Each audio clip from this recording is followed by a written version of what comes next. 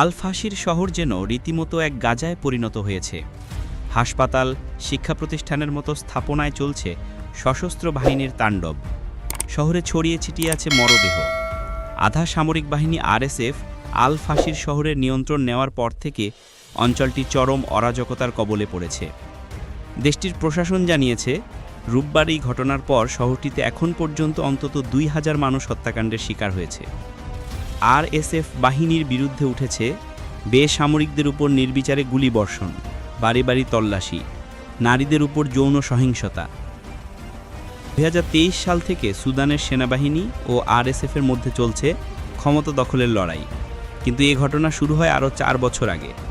২০১৯ সালে সেনা অভ্যুত্থানের মাধ্যমে ক্ষমতাচ্যুত হন প্রেসিডেন্ট ওমর আল বাশির, যিনি ৩ দশক ধরে ক্ষমতায় ছিলেন।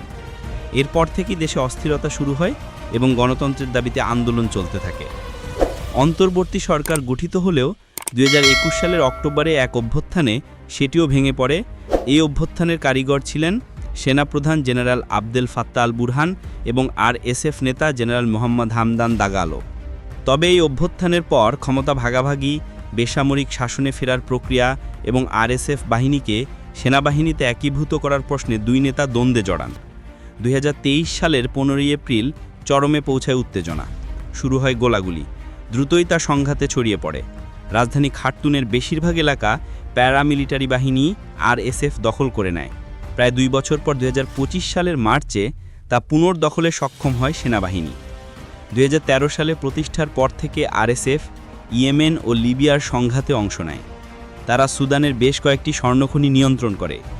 বিপুল অর্থ উপার্জনের পাশাপাশি এসব স্বর্ণ গোপনে সংযুক্ত আরব আমিরাতে পাচারের অভিযোগও ওঠে তাদের বিরুদ্ধে। সুদানের সেনাবাহিনীর দাবি, সংযুক্ত আরব আমিরাত ও লিবিয়া অস্ত্র ও যোদ্ধা দিয়ে আরএসএফকে সহায়তা করছে।